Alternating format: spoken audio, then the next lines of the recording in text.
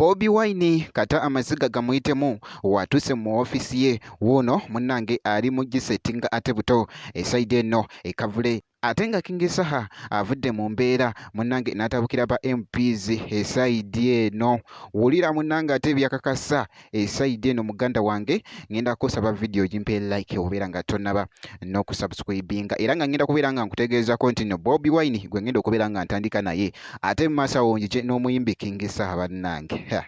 omwana mulenzi atabukidde munnange ate esaidi eno bambi tajamina tesiza kujamina tiyugi era nga ngenda kubeera nga ntandika ne Bobi Wine kakati no Bobi Wine muganda wange era nga enkya ya leero akedde wali munnange ateekavule naye bambi atuuse mu office kata amaziga gamuyitemu muganda wange abadde munakuwavu nnyo nga bw'okiwulira muganda wange agambye bannaye kikyendaba wano kikigenda maaso mwana mulenzi nga office kye bagikoze era nga wolaba akatambi ako sigina kubeera nga nkulwisaawo katusooke tulabekoko katambi ebibaddewo kosati n'omukulu Bobi Wine esaide eno ate nkomewo n'omuyimbi King Saha.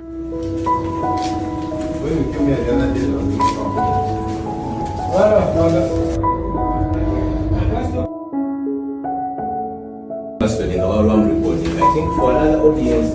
so it's possible that it's a sign of this order.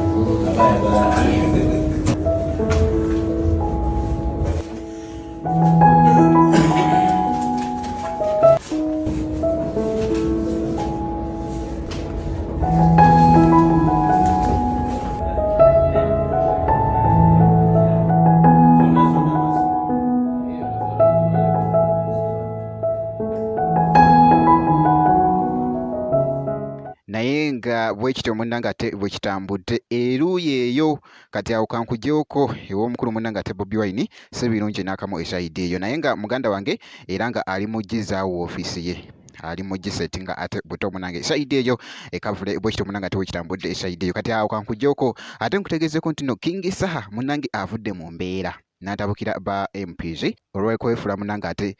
basirise ku nsonga ate munnange ezigenda mu maaso mbu tebaziwulira ezigenda mu ggwanga ensonga era nga wuuno sigenda kubeera nga nkulwisaawo ngenda kubeera nga nkuwa ku ddoboozi lya King Saha ku live gye yabadde akoze wali ku mukutu munnange ate ogwa TikTok ate mu dakiika ntono nnyo ate nkomewo wabaddewo ebintu bingi nnyo ku kitebe muveeyo mudimandinga ebintu ebyo b'MP nze nabadde nyina ekiteeso Mr. TikTok kuba MP abo twabasindika era bafuna ssente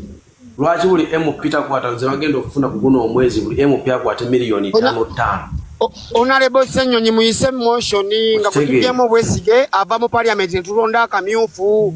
Honorable Ssenyonyi muyise motion eyo ate bonna buli atasobola kati fa abalonzi wetusobagana ne MP waffe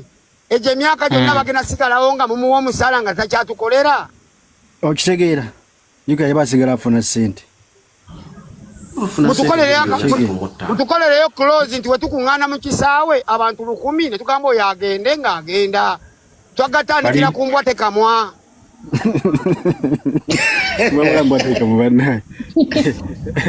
ate kati mwe mulowooza wenjogera nimba manyi mannya soogera boogezi kunyumisa ate wali wekwekeredde ddi ssebo nkugambye ffe bannantebe tetulina MP mbwa tekamwatooka bannakusula tebalina MP ani oyo ab'entebe batomera oyo mbwateka matovu tooka luli twali mu kiwejjowejjo ne ssebo nze ndi weebusi luli twali mu kiwejjowejjo mulinga abeesimbawo okukima insurance oyo matovu muleetera akaliro nzija bajja kufuna insurance na ssente matovu oli wenyweza wegaggawaza kati buno era wama basawulo mwambale kikomeko yambala bano basaaga bano basaaga ku luno twakyuse waliwo natagenda kufuna chansi kutegeka gyembeera laale